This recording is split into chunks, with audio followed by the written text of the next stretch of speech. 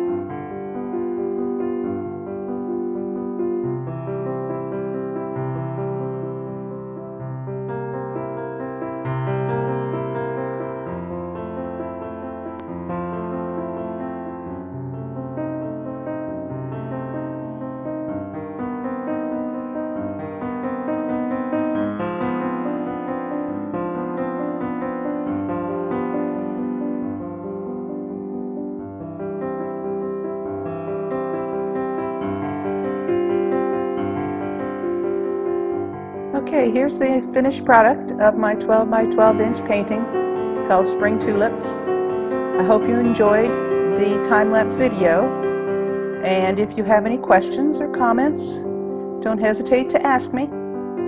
Happy painting!